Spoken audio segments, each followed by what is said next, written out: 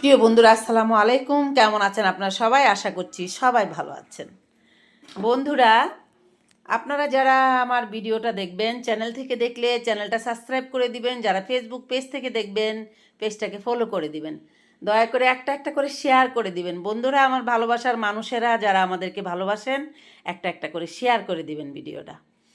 তো বন্ধুরা, আজ আমি এমন একটি গল্প বলতে যাচ্ছি যে গল্পটা গ্রামের প্রতিটা গড়ে গড়ে বাবা মাদের সেই গল্পটা নিয়ে অনেক কষ্ট করতে হচ্ছে, অনেক বেদনা দিয়ে যেতে হচ্ছে। সেটা হচ্ছে যে মেয়ে সন্তানের বাবা মায়েরা, তারা হচ্ছে আমাদের মধ্যবিত্ত ফ্যামিলি যে মেয়েরা আছে, যে বাবা মায়েদের গড়ে দুটো চারটা একটা দুইটা মেয়ে আছে, তারা হচ্ছে নিজের সংসার চালাতে হিমশিম খেয়ে যাচ্ছে। সেখানে হচ্ছে মেয়েকে বিয়ে দিতে গেলেই যৌতুক দিতে হচ্ছে। আর যৌতুক না দিয়ে বিয়ে দিলে সেখানে মনে করেন প্রতিনিয়ত সেই যৌতুকের জন্য মেয়েকে টর্চার করা হচ্ছে। আসলে কি এই জিনিসগুলো আমাদের ইসলামে কোথাও রয়েছে? আপনারা বলেন বন্ধুরা।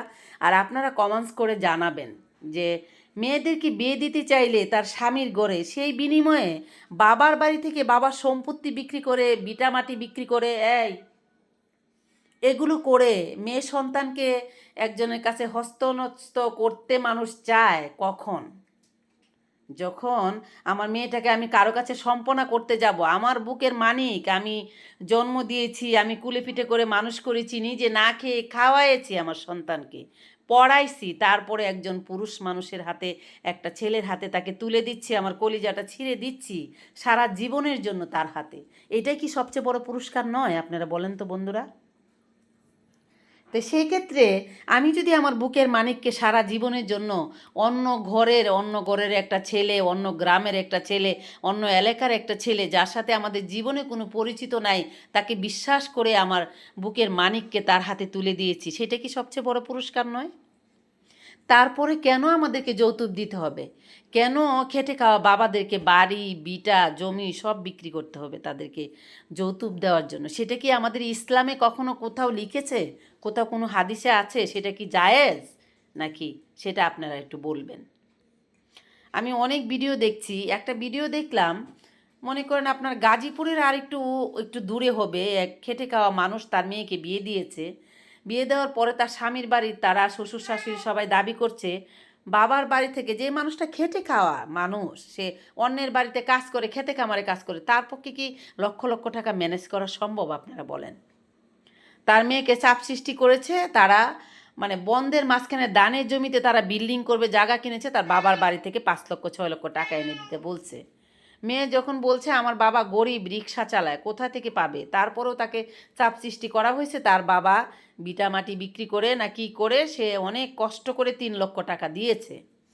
সেক্ষেত্রে তারা 3 লক্ষ টাকা দিয়ে দোতলা বাড়ি করেছে তাদের নিজেদের মধ্যে, তারপরে তারা ছাদ ঢালাই দিবে, আবার তার উপরে প্রেশারাইজ করা হয়েছে টাকার জন্য। তখন যখন সে বলছে আমার বাবার কাছে আর কোনো টাকা নেই, আমার বাবা ঋণগ্রস্ত মানুষ, কোথায় থেকে দিবে, আমার বাবা রিক্সা চালায়, আমার বাবা গরিব, তখন তাকে এতটা প্রেশারাইজ করা হয়েছে, তাকে মায়ের দূর করা হয়েছে। তারপরে তাকে তার স্বামী ছাদে নিয়ে গেছে, সেখান থেকে তাকে ছাদ থেকে ধাক্কা দিয়ে ফেলে দিছে। ফেলে দেওয়ার পরে তার দুটো পাও পঙ্গু হয়ে গেছে। স্বামী তাকে ধাক্কা দিয়ে ফেলে রেখে ঘরে চলে গেছে, সেখান থেকে উঠাতেও যায় নাই, গ্রামের এলাকার মানুষ তাকে উঠাইছে, তার মাথার চুল কেটে দিছে। যে স্ত্রীটা বিয়ের পরে তাকে নিয়ে আসছস, সংসার করতেছে, একটা সন্তান হয়েছে, একটা মেয়ে সন্তান হয়েছে, সেখানে কি করে তার মাথার চুল কেটে দেয়? সেক্ষেত্রে গ্রামবাসীর মানুষগুলা এসে তাকে সেখান থেকে উদ্ধার করে তাকে হসপিটালে নিয়ে গেছে। সেই মেয়েটার দুটো পাও শিরা ছিঁড়ে গেছে, দুটো পাও প্রতিবন্ধী হয়ে গেছে, সে লাঠি বর দিয়ে হাঁটে। তারপরে সে চাইছে যে আমি আমার সেই স্বামীর বাতি খেতে চাই, সেই স্বামীর সংসারই করতে চাই, কিন্তু স্বামী তাকে মেনে নিতে চাইছে না। এই যে মেয়েটার ফুটফুটে জীবনটা তার যৌতুকের জন্য তার স্বামী নষ্ট করে দিছে, সেই স্বামীটার কি শাস্তি হওয়া উচিত আপনারা বলেন? একটা মেয়ে, তুমি পুরুষ মানুষ হয়েছ, তোমার একটা কন্যা সন্তান তোমার স্ত্রী হিসাবে তোমার দরকার। সেই কন্যাটা অন্য একজন সন্তান, অন্য একজন মা, একজন বাবা তাদেরকে জন্ম দিয়েছে, মানুষ করেছে, বিশ্বাস করে তোমাদের হাতে তুলে দিয়েছে। তাই কি তোমরা এগুলো করবে? বন্ধুরা, আপনারা একটি কথা বলবেন, সেই কাজটা যদি আমার মেয়ের সঙ্গে হতো, আপনাদের মেয়ের সঙ্গে হতো, তাহলে আপনাদের কেমন লাগতো? আপনাদের নারী চিরাদন, এই মারছো কেন? তার সাথে যদি একটা মানুষ এরকম নির্ভরতা করে, এরকম অমানসিক ব্যবহার করে তার জীবনটাকে ধ্বংস করে দেয়, তাহলে আপনারা কি করতেন? আর তার বাবা মাদের কেমন লাগতেছে? আপনার হলে, আমার হলে কেমন লাগতো? তো এই ভিডিওর মাধ্যমে একটি কথা বলতে চাই, যারা আপনারা পুরুষ মানুষ একটা মেয়েকে অন্যের ঘর থেকে অন্যের সন্তান নারী ছেঁড়া দন আপনাদের ঘরে নিয়ে আসেন, তাদের এরকম করে জুলুম করবেন না তাদের উপরে। যদি আপনাদের পুরুষত্ব থাকে তাহলে আপনারা কামাই করে নিজে কিছু করার চেষ্টা করেন। এরকম আপনার স্ত্রীর উপরে, অন্যের মেয়ের উপরে, অন্যের সন্তানের উপরে এরকম করে জুলুম করবেন না।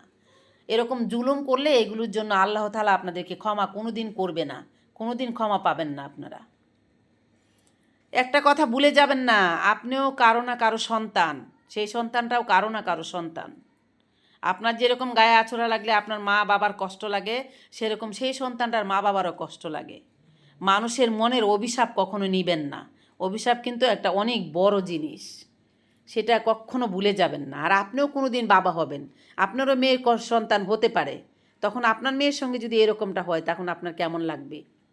এই জিনিসগুলো চিন্তা করেই একটা মেয়ের সঙ্গে আপনারা দুর্ব্যবহার করবেন, খারাপ ব্যবহার করবেন, তার সঙ্গে টর্চার করবেন, তাকে এরকম পোড়াবেন, জ্বালাবেন, তাকে পঙ্গু করে দিবেন। এগুলো তখন চিন্তা করে করবেন। বুঝতে পারছেন? তো আজকের ভিডিওর মধ্যে একটি কথাই থাকবে, বন্ধুরা যে যেখান থেকে আমার ভিডিওটা দেখছেন বেশি বেশি করে শেয়ার করে দিবেন। আর এই যৌতুকের বিরুদ্ধে কী হওয়া উচিত সেটা আপনারা লিখে যাবেন, কমেন্টস করে জানাবেন সবাই। তো সবাই ভালো থাকবেন বন্ধুরা। শীত পড়ে গেছে, ঢাকায় শীত পড়ে না, এখন শীত পড়ে গেছে। সবাই সাবধানে থাকবেন, নিজের বৃদ্ধ বাবা মাদের প্রতি বেশি বেশি করে খেয়াল রাখবেন, আপনার ছোট্ট সোনামণিকে অনেক আগলে রাখার চেষ্টা করবেন। যারা ছোট্ট ছোট্ট সোনারা এই সোনার মুখ নিয়ে এই মাত্র পৃথিবীতে জন্মগ্রহণ করেছে, তাদেরকে অনেক বেশি আগলে রাখবেন। যে মায়ের ডেলিভারি হয়েছে তার প্রতি অনেক অনেক বেশি করে যত্ন নেবেন। তো বন্ধুরা আপনারা সবাই ভালো থাকবেন। আপনাদের সাথে দেখা হবে আমার অন্য কোনো সময়, অন্য কোনো গল্প নিয়ে। সেই পর্যন্ত সবাই ভালো থাকবেন। আল্লাহ হাফেজ, টাটা।